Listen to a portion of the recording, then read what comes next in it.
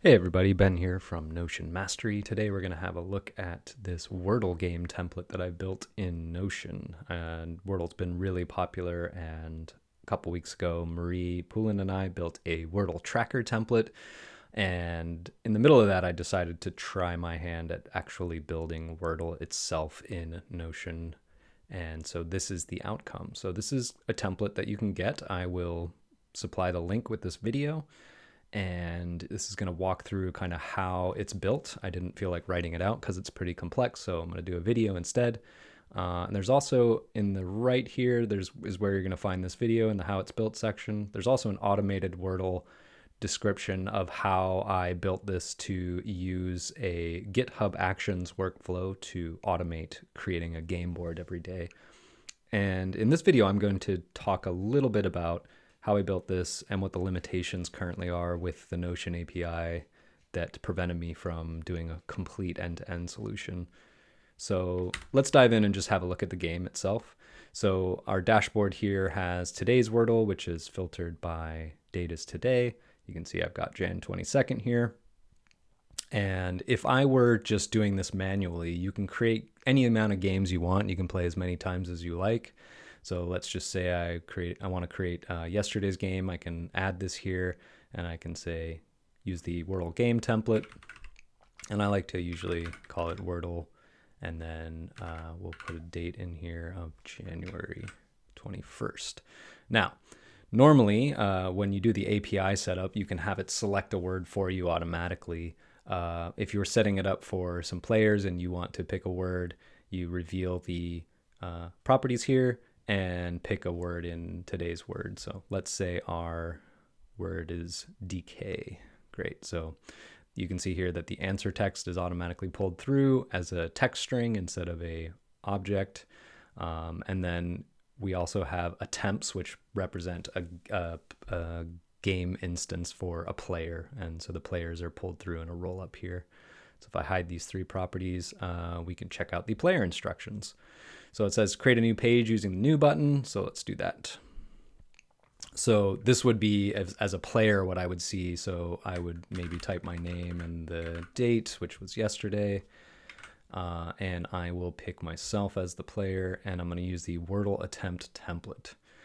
So you're going to see stuff as you're playing that it tells you kind of what the state of the game is, what letters you've tried and found in the word, and the way the Wordle works, where it tells you that a green tile means that the letter's in the word, but but is in the right place, and then the yellow tile means that the letter is in the word but not in the correct location, and the gray tile means that you have chosen a letter that is not in the word. And you'll see as I do my guesses down here that there's going to be some other properties that show up to help me make sense of my game. So I'll open this page up. So let's check the instructions here. So select myself as a player. We already did that. And so you can either add rounds manually, or you can, so you just click new and then type the round number and then you enter your guess.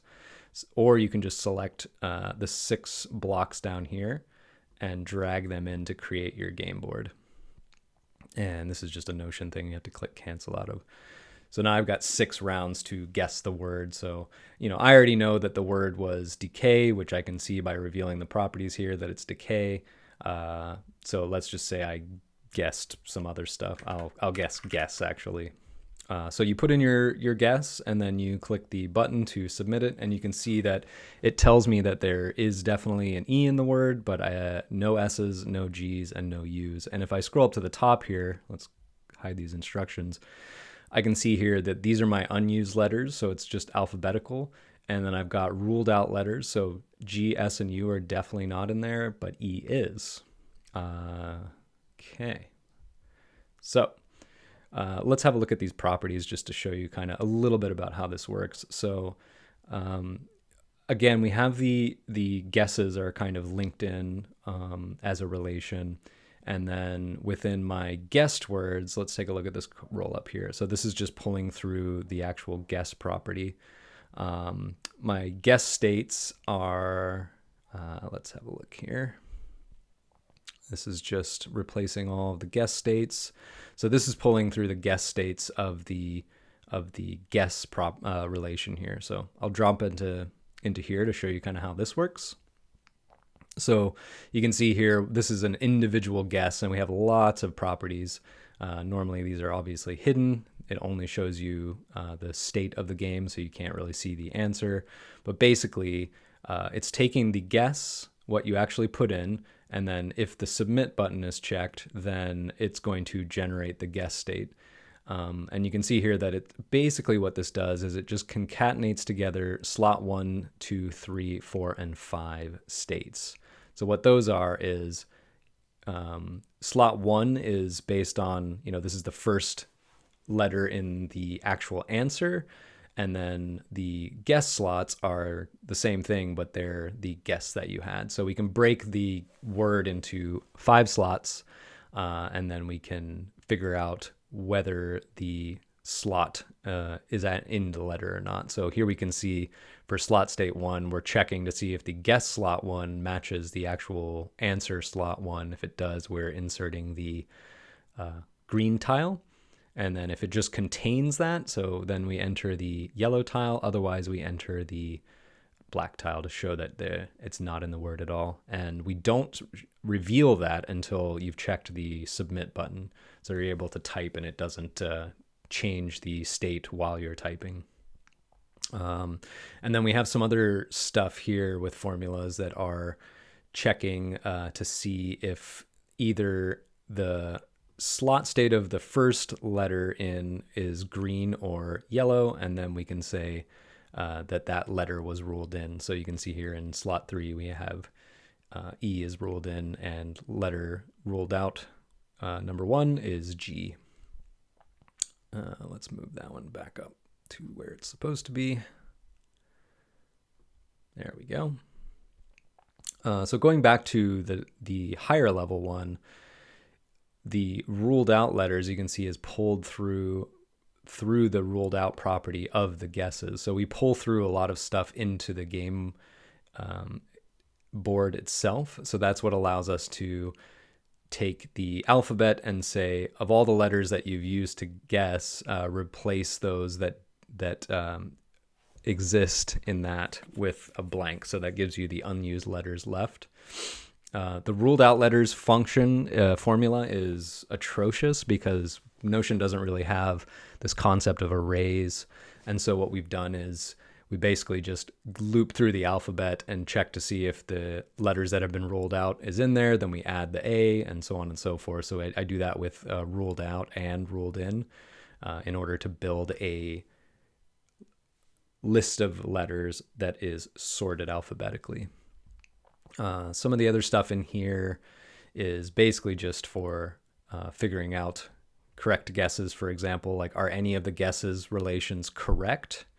Then we have a game state up here, which just pulls through the guess states as text and separates them by the comma and then inserts a new line. So you'll see here that as I add new guesses, so I know there's an E in there, so maybe we'll try something else, score, all right? So I can just click check and we'll see that there's definitely a C in there and there's definitely an E, and you can see that those letters have been ruled in. We've ruled out some more letters, and now you'll see my game is automatically moving. So we know we got C and E. I don't even remember what the word was at this point. Oh yeah, it was DK. Okay, great. So let's say I'm actually playing and I typed in, maybe I tried decal. Boom, I know that all those letters are in. So, my next logical guess might be DK or something. Okay, so I win. So you can leave these guesses in here. If you had been adding them sequentially by using the new button, then you would only have 4. It doesn't really matter. But now you can see that my score display game state shows up as you would expect a Wordle game state to show up. And then we've got a score display, which is basically, let's have a look at what this does. So we're making sure that the game state isn't empty. And then we're building a string and we're saying if it's solved, then we want to take all the guess states and take everything out that is not a comma and then add 1. And that gives us the number of guess states that were actually tried which gives us the result of 4. There's 4 of those, so we split those on the comma and we get 4, and it's actually 3 because there's 3 commas in between those, and then we add 1 to get the final number of guesses it took. And then all we're doing is concatenating on that out of 6 string if it is solved. If it's not solved, then we just have x over 6. Otherwise, it's empty if we don't have a game state set yet. So essentially, this is, you can set up a game board and then you could either play it or you can send it to your friends. So for example, I think I have an example of here of maybe this one. Yeah. So this one I've got, a game that here's the game and I can see the state and the scores and the players, but I can't really see in here what the actual word was. If I open up Marie's play, I can see that she got it in 2 rounds, and then I can go down here and see what she actually guessed, which is really cool. Get rid of that. So there's 2 templates involved. There's the game itself, and then there's the attempt. And, because of the limitation of Notion, right now you can't hide a property for somebody. So if I wanted to, I can go into the Wordle Games database, and I can see what the word of that day was. But I keep that hidden in this page so that when you just visit it or you're playing your game, you don't see it. So make sure to, if you're actually going to use this, then don't reveal the properties of the database. Otherwise, you'll reveal the score. And here's an example of me failing once. So that one shows up as x out of 6. Awesome. And so if we look at this last one that I've created, and I'm going to go in here and add a property real quick. And I'm just going to pick the created by. Oh, maybe not. Okay, never mind. Let's delete that. Okay, anyway, this one was actually created by the Notion API. And the way that works in the automated Wordle thing is that I have this script in my examples, which uses the words database and the games database, and this is all documented in that document if you want to read through it. But essentially, I look through. I have a big array of random words. We pick a random word here, and then we look that word up in the database of words with a databases query. And then down here, I do some date formatting, and we create a new board game in the Wordle's word database. And here's where we select the relation of that today's word. And then we just use the create endpoint to create that page. And what I've done to automate this is I've created a GitHub workflow called Create Daily Word Game. And basically that just runs at 8:05 UTC, which is just after midnight where I live in the Pacific time. And it just calls that same script that I was just referring to with a reference to the games DB and the words DB IDs. And GitHub has this feature that allows you to specify secrets within a repository so that you can reference them in scripts without having to hard code the script. So this allows me to open source this, and you can set up your own thing and specify your own Notion API token and your own Wordle games database ID and Wordle words database ID. If you want help setting this up, I would be happy to pair with you or give you some tips. But mostly I just did this because I was curious about how might we do something like Wordle in Notion with an automatically generated game board. Hope that was a fun little review.